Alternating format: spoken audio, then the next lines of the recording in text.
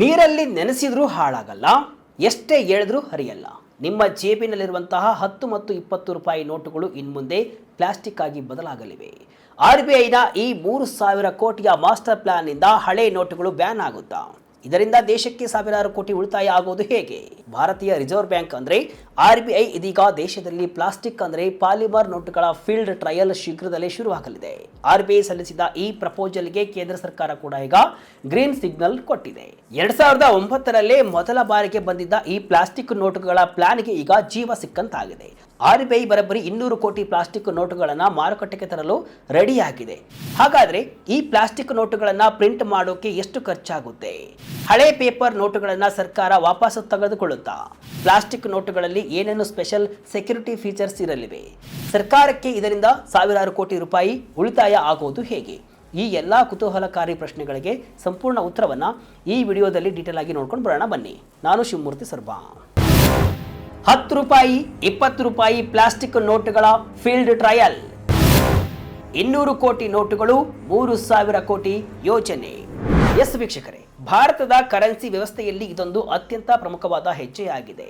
ಕೇಂದ್ರ ಸರ್ಕಾರವು reserve bank of ಇಂಡಿಯಾದ ಪಾಲಿಮರ್ ಅಥವಾ ಪ್ಲಾಸ್ಟಿಕ್ ಬ್ಯಾಂಕ್ ನೋಟುಗಳ ಫೀಲ್ಡ್ ಟ್ರಯಲ್ ನಡೆಸುವ ಪ್ರಪೋಸಲ್ಗೆ ಅನುಮೋದನೆಯನ್ನು ಕೊಟ್ಟಿದೆ. ಈ ಪೈಲಟ್ ಪ್ರಾಜೆಕ್ಟ್ ಅಡಿಯಲ್ಲಿ RBI 10 ರೂಪಾಯಿ ಮತ್ತು 20 ರೂಪಾಯಿ ಮುಖಬೆಲೆಯ ನೋಟುಗಳನ್ನು ಪ್ರಿಂಟ್ ಮಾಡಿ ಪರೀಕ್ಷಿಸಲಿದೆ. RBIನ ಪ್ಲಾನ್ ಪ್ರಕಾರ ಒಟ್ಟು 100 ಕೋಟಿ ಸಂಖ್ಯೆಯ 10 ರೂಪಾಯಿ ಪಾಲಿಮರ್ ನೋಟುಗಳು ಮತ್ತು 100 ಕೋಟಿ ಸಂಖ್ಯೆಯ 20 ರೂಪಾಯಿ ಪಾಲಿಮರ್ ನೋಟುಗಳನ್ನು ಮಾರುಕಟ್ಟೆಗೆ ಬಿಡಲಾಗುತ್ತೆ.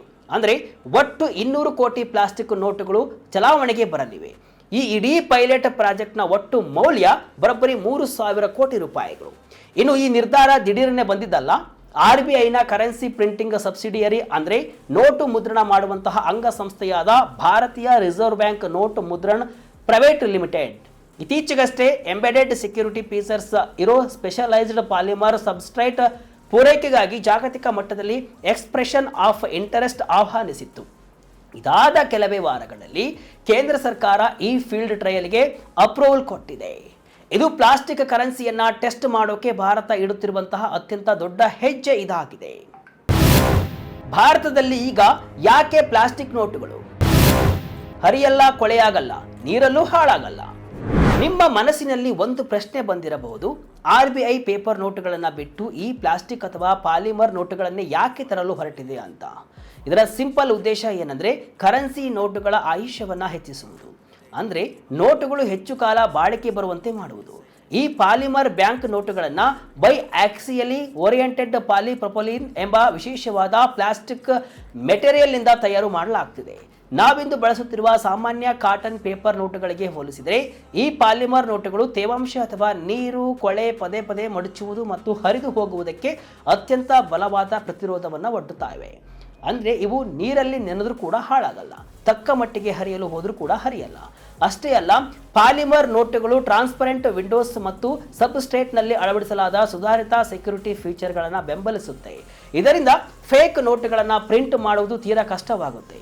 ಹಾಗಾದರೆ 10 ರೂಪಾಯಿ ಮತ್ತು 20 ರೂಪಾಯಿ ನೋಟುಗಳನ್ನೇ ಯಾಕೆ ಆರಿಸಿಕೊಳ್ಳಲಾಯಿತು? ಭಾರತದಲ್ಲಿ 10 ಮತ್ತು 20 ರೂಪಾಯಿಗಳಂತಹ ಕಡಿಮೆ ಮೌಲ್ಯದ ನೋಟುಗಳು ಅತ್ಯಂತ ಹೆಚ್ಚಾಗಿ ಜನರಿಗೆ ಚಲಾವಣೆ ಆಗ್ತಿವೆ. ಹೀಗಾಗಿ ಇವು ಬೇಗನೆ ಕೊಳೆ ಆಗ್ತಿವೆ, ಹರಿದು ಹೋಗ್ತಿವೆ ಮತ್ತು ಹಾಳಾಗ್ತಿವೆ. ಅದಕ್ಕಾಗಿಯೇ ಇವುಗಳನ್ನು ಈ ಹೊಸ ಫೀಲ್ಡ್ ಟ್ರಯಲ್ಗೆ ಅತ್ಯಂತ ಸೂಕ್ತವಾದ ನೋಟುಗಳೆಂದು RBI ಆಯ್ಕೆ ಮಾಡಿದೆ. ಪ್ಲಾಸ್ಟಿಕ್ ನೋಟ್ಸ್ ಪ್ರಿಂಟಿಂಗ್ ಕಾಸ್ಟ್ ಎಷ್ಟು? ಈಗ ಮುಖ್ಯ ವಿಚಾರಕ್ಕೆ ಬರೋಣ. ನಾವು ಇಷ್ಟೊತ್ತು ಹೇಳಿದ್ದೆಲ್ಲ ನಿಮಗೆ ಗೊತ್ತೇ ಇರುತ್ತೆ. ಆದರೆ ಪ್ರಿಂಟಿಂಗ್ ಕಾಸ್ಟ್ ಪ್ಲಾಸ್ಟಿಕ್ ನೋಟುಗಳನ್ನು ಮುದ್ರಿಸುವುದು ಪೇಪರ್ ನೋಟುಗಳಿಗಿಂತ ದುಬಾರಿಯೇ? ಖಂಡಿತ ಹೌದು. ಜಾಗತಿಕವಾಗಿ ನೋಡಿದರೆ ಪಾಲಿಮರ್ ಬ್ಯಾಂಕ್ ನೋಟುಗಳನ್ನು ತಯಾರಿಸಲು ಸಾಂಪ್ರದಾಯಿಕ ಪೇಪರ್ ನೋಟುಗಳಿಗಿಂತ ಶೇಕಡ 30-60 ಹೆಚ್ಚು ವೆಚ್ಚವಾಗುತ್ತೆ. ಯಾಕಂದರೆ ಇವುಗಳಿಗೆ ಪ್ರತ್ಯೇಕ ಪ್ಲಾಸ್ಟಿಕ್ ಸಬ್ಸ್ಟ್ರೇಟ್ಗಳು, ಅತ್ಯಂತ ಸಂಕೀರ್ಣವಾದ ಪ್ರಿಂಟಿಂಗ್ ಟೆಕ್ನಾಲಜಿ ಮತ್ತು ಸುಧಾರಿತ ಸೆಕ್ಯೂರಿಟಿ ಫೀಚರ್ಗಳು ಬೇಕಾಗುತ್ತವೆ.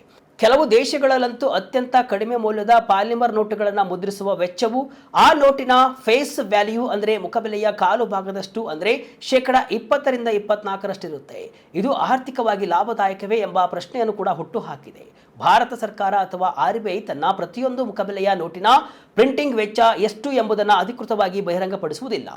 ಆದರೂ RBIನ ವಾರ್ಷಿಕ ವರದಿಗಳನ್ನು ಗಮನಿಸಿದರೆ ಸೆಕ್ಯೂರಿಟಿ ಪ್ರಿಂಟಿಂಗ್ ವೆಚ್ಚ ಎಷ್ಟಾಗಿದೆ ಎಂಬ ಮಾಹಿತಿ ಸಿಗುತ್ತೆ. ವರ್ಷಕ್ಕೆ 5,000 ಕೋಟಿ ಉಳಿತಾಯ ಸಾಧ್ಯವೇ? 2024ರ ಆರ್ಥಿಕ ವರ್ಷದಲ್ಲಿ RBI ನೋಟು ಮುದ್ರಣಕ್ಕೆ 5,101 ಕೋಟಿ ರೂಪಾಯಿ ವೆಚ್ಚ ಮಾಡಿತ್ತು. 2025ರ ಆರ್ಥಿಕ ವರ್ಷದಲ್ಲಿ ಈ ವೆಚ್ಚ ಬರೋಬ್ಬರಿ 6,373 ಕೋಟಿ ರೂಪಾಯಿಗೆ ಏರಿಕೆಯಾಗಿತ್ತು. ಇನ್ನು 2026ರ ಆರ್ಥಿಕ ವರ್ಷದಲ್ಲಿ ಭದ್ರತಾ ಮುದ್ರಣ ವೆಚ್ಚ 4,875 ಕೋಟಿ ರೂಪಾಯಿಯಷ್ಟಿದೆ. ಪ್ರಸ್ತುತ ಅಂದಾಜಿನ ಪ್ರಕಾರ ಭಾರತದಲ್ಲಿ ಪೇಪರ್ ನೋಟು ಒಂದನ್ನು ಮುದ್ರಿಸಲು ಮುಖಬೆಲೆಗೆ ಅನುಗುಣವಾಗಿ 1 ರೂಪಾಯಿಯಿಂದ 3 ರೂಪಾಯಿ ವೆಚ್ಚವಾಗುತ್ತೆ. ಅದೇ ಪಾಲಿಮರ್ ನೋಟುಗಳಿಗೆ ಅದೇ ಲೆಕ್ಕಾಚಾರ ಅನ್ವಯಿಸಿದರೆ ಆರಂಭದಲ್ಲಿ ಒಂದು ನೋಟಿಗೆ ಸುಮಾರು 1.30 ರೂಪಾಯಿಯಿಂದ 4.80 ರೂಪಾಯಿ ವೆಚ್ಚವಾಗಬಹುದು. ಇದು ಅಧಿಕೃತ RBI ಅಂಕಿ ಅಂಶವಲ್ಲದಿದ್ದರೂ ಕೂಡ ಚಾಲ್ತಿಯಲ್ಲಿರುವ ಅಂದಾಜಾಗಿದೆ. ಆದರೆ ಪ್ರಿಂಟಿಂಗ್ ಕಾಸ್ಟ್ ಹೆಚ್ಚಿದ್ರೂ ಕೂಡ ಇದರಿಂದ ಸರ್ಕಾರಕ್ಕೆ ಹಣ ಉಳಿತಾಯವಾಗುತ್ತದೆಯೇ? ಖಂಡಿತ ಸಾಧ್ಯವಿದೆ. ಪಾಲಿಮರ್ ನೋಟುಗಳು ಕಾಟನ್ ಪೇಪರ್ ನೋಟುಗಳಿಗಿಂತ ಸುಮಾರು 2.5ರಿಂದ 4 ಪಟ್ಟು ಹೆಚ್ಚು ಕಾಲ ಚಲಾವಣೆಯಲ್ಲಿ ಇರುತ್ತೆ. ಭಾರತದಲ್ಲಿ ಪ್ರತಿ ವರ್ಷ ಹಾಳಾದ ಕೊಳೆಯಾದ ಸುಮಾರು 2,000 ಕೋಟಿಯಿಂದ 2,400 ಕೋಟಿಯಷ್ಟು ಬ್ಯಾಂಕ್ ನೋಟುಗಳನ್ನು ನಾಶಪಡಿಸಲಾಗುತ್ತೆ. ಇದರಲ್ಲಿ ಹೆಚ್ಚಿನವು ಕಡಿಮೆ ಮೌಲ್ಯದ ನೋಟುಗಳೇ ಆಗಿರುತ್ತೆ.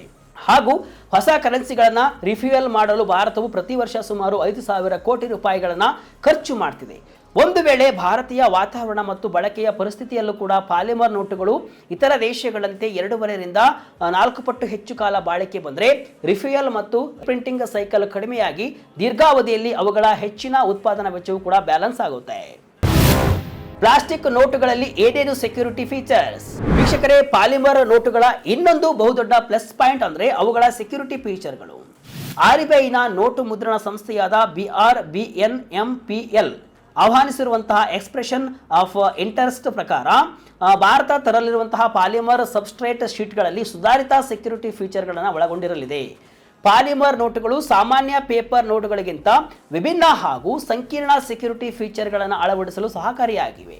ಈ ಪಾಲಿಮರ್ ನೋಟುಗಳಲ್ಲಿ ಏನೇನು ಪ್ರಮುಖ ಫೀಚರ್ಗಳು ಇರಲಿವೆ ಅಂತ ಗಮನಿಸಿದರೆ ನಿಮಗೆ ಪಕ್ಕದ ಸ್ಕ್ರೀನ್ನಲ್ಲಿ ಕಾಣಿಸಬಹುದು. ಆ ಎಲ್ಲ ಫೀಚರ್ಗಳು ಕೂಡ ಇಲ್ಲಿ ಇರಲಿವೆ. ಮೊದಲನೇದಾಗಿ ಈಗಾಗಲೇ ಹೇಳಿದಂತೆ ಟ್ರಾನ್ಸ್ಪರೆಂಟ್ ಅಥವಾ ಕ್ಲಿಯರ್ ವಿಂಡೋಸ್ ಇರಲಿದೆ. ಸಬ್ಸ್ಟ್ರೇಟ್ನಲ್ಲಿ ಅಳವಡಿಸಲಾದಂತಹ ಮ್ಯಾಗ್ನೆಟಿಕ್ ಸ್ಯೂಡೋ ಥ್ರೆಡ್ ಇರುತ್ತೆ. ಮೆಟಾಲಿಕ್ ನ್ಯೂಮರಲ್ಸ್ ಅಂದರೆ ಲೋಹದ ಸಂಖ್ಯೆಗಳು ಮತ್ತು ಮೆಟಾಲಿಕ್ ಓವರ್ಲೇಗಳು ಇರಲಿವೆ. ಶಾಡೋ ಇಮೇಜಸ್ ಇರಲಿವೆ. ಐರಿಡಿಸೆಂಟ್ ಪ್ಯಾಟರ್ನ್ಗಳು ಮತ್ತು ಬಣ್ಣ ಬದಲಾಯಿಸುವಂತಹ ಅಡ್ವಾನ್ಸ್ಡ್ ಇಂಕ್ ಎಫೆಕ್ಟ್ಗಳು ಕೂಡ ಇರುತ್ತವೆ. ಹೋಲೋಗ್ರಾಮ್ಗಳು ಅಥವಾ ಫೈಲ್ ಪ್ಯಾಚ್ಗಳು ಜೊತೆಗೆ ಮೈಕ್ರೋ ಪ್ರಿಂಟಿಂಗ್, ಫೈನ್ ಲೈನ್ ಪ್ಯಾಟರ್ನ್ಗಳು, ಇಂಟಾಗ್ಲಿಯೋ ಪ್ರಿಂಟಿಂಗ್ ಮತ್ತು ಸ್ಪರ್ಶಿಸಿ ತಿಳಿಯಬಹುದಾದಂತಹ ಟ್ಯಾಕ್ಟೈಲ್ ಎಲಿಮೆಂಟ್ಗಳು ಕೂಡ ಇರಲಿವೆ. ನೋಟುಗಳನ್ನು ವಿಂಗಡಿಸಲು ಮತ್ತು ಫೇಕ್ನೆಸ್ ಇದನ್ನು ಗುರುತಿಸಲು ಮೆಷಿನ್ ರೀಡೇಬಲ್ ಫೀಚರ್ಗಳು ಪ್ಲಾಸ್ಟಿಕ್ ಅಥವಾ ಪಾಲಿಮರ್ ನೋಟುಗಳಲ್ಲಿ ಕಾಣಿಸುತ್ತೆ. ಇನ್ನು ಪೇಪರ್ ನೋಟುಗಳಿಗೆ ಹೋಲಿಸಿದರೆ ಪಾಲಿಮರ್ ನೋಟುಗಳ ಬೇಸ್ ಮೆಟೀರಿಯಲ್ನಲ್ಲೇ ಈ ಎಲ್ಲ ಫೀಚರ್ಗಳನ್ನು ಎಂಬೆಡ್ ಮಾಡುವುದರಿಂದ ನಕಲಿ ನೋಟುಗಳನ್ನು ಪ್ರಿಂಟ್ ಮಾಡುವುದು ಅಥವಾ ಕಾಪಿ ಮಾಡುವುದು ತೀರಾ ಕಷ್ಟಕರ. ಇದೇ ಕಾರಣಕ್ಕೆ ಪಾಲಿಮರ್ ನೋಟುಗಳನ್ನು ಬಳಸುವ ದೇಶಗಳಲ್ಲಿ ನಕಲಿ ನೋಟುಗಳ ಹಾವಳಿ ಗಣನೀಯವಾಗಿ ಕಡಿಮೆಯಾಗಿದೆ. ಇನ್ನು ಈ ಸಬ್ಸ್ಟ್ರೇಟ್ ಮೆಟೀರಿಯಲ್ ಆಮದು ಮತ್ತು ಪೂರೈಕೆ ವೆಚ್ಚವು ಉತ್ಪಾದನಾ ವೆಚ್ಚದಲ್ಲೇ ಸೇರಿಕೊಂಡಿರುತ್ತೆ. ಆದಾಗ್ಯೂ ಅದರ ಪ್ರತ್ಯೇಕ ವೆಚ್ಚದ ಶೇಕಡಾವಾರು ವಿವರಗಳನ್ನು RBI ಬಹಿರಂಗಪಡಿಸಿಲ್ಲ. ಮುಂದೆ ಇದು ಗೊತ್ತಾಗಬಹುದು. ಜಗತ್ತಿನಾದ್ಯಂತ ಪ್ಲಾಸ್ಟಿಕ್ ನೋಟುಗಳ ಹವಾ.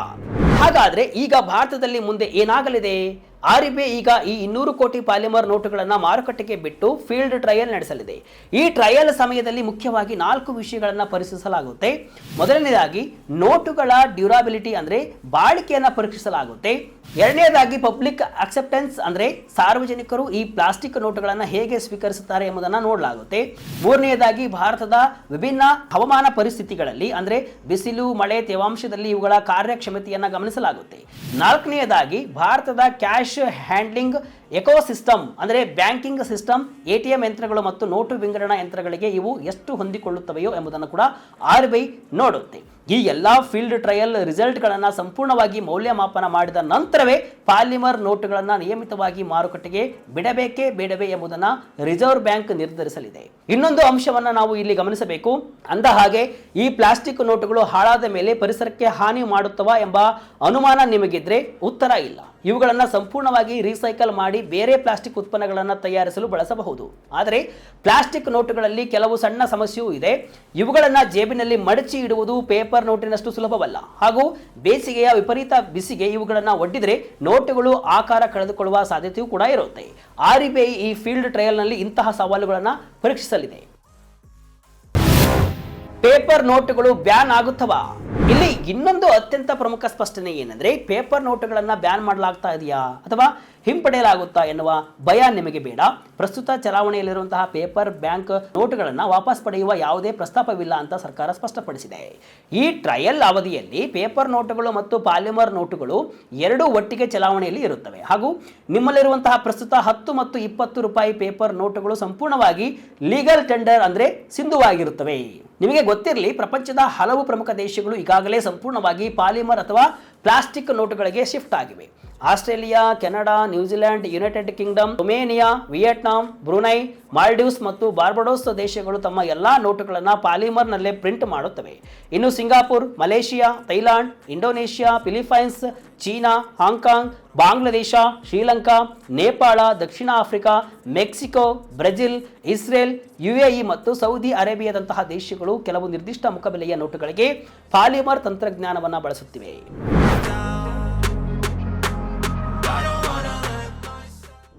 ಒಟ್ಟಿನಲ್ಲಿ RBIನ ಈ ಪಾಲಿಮರ್ ನೋಟುಗಳ ಯೋಜನೆ ಆರಂಭದಲ್ಲಿ ಪ್ರಿಂಟಿಂಗ್ ವೆಚ್ಚವನ್ನು ಹೆಚ್ಚಿಸಿದರೂ ಕೂಡ ನೋಟುಗಳು 2.5 ರಿಂದ 4 ಪಟ್ಟು ಹೆಚ್ಚು ಕಾಲ ಬಾಳಿಕೆ ಬರುವುದರಿಂದ ದೀರ್ಘಾವಧಿಯಲ್ಲಿ ನೋಟುಗಳ ಮರುಪೂರಣ ಮತ್ತು ನಾಶಪಡಿಸುವ ವೆಚ್ಚವನ್ನು ಗಣನೀಯವಾಗಿ ತಗ್ಗಿಸುವ ನಿರೀಕ್ಷೆ ಇದೆ.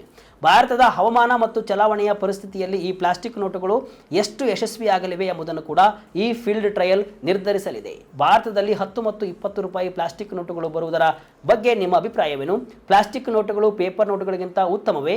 ಕಮೆಂಟ್ ಮೂಲಕ ನಿಮ್ಮ ಅಭಿಪ್ರಾಯವನ್ನು ತಿಳಿಸಿ. ಇದಿಷ್ಟು ಇವತ್ತಿನ ವಿಶೇಷ. ಇದೇ ರೀತಿಯ ಹಲವು ವಿಶ್ಲೇಷಣೆ ಮಾಹಿತಿ ಅಷ್ಟೇ ಅಲ್ಲ, ಮನರಂಜನೆಯ ವಿಡಿಯೋಗಳಿಗಾಗಿ ವಿಜಯ ಕರ್ನಾಟಕ ವೆಬ್ಸೈಟ್, ಫೇಸ್ಬುಕ್ ಹಾಗೂ ಯೂಟ್ಯೂಬ್ ಪೇಜ್ ಅನ್ನು ಫಾಲೋ ಮಾಡ್ತಾ ಇರಿ. ಧನ್ಯವಾದಗಳು.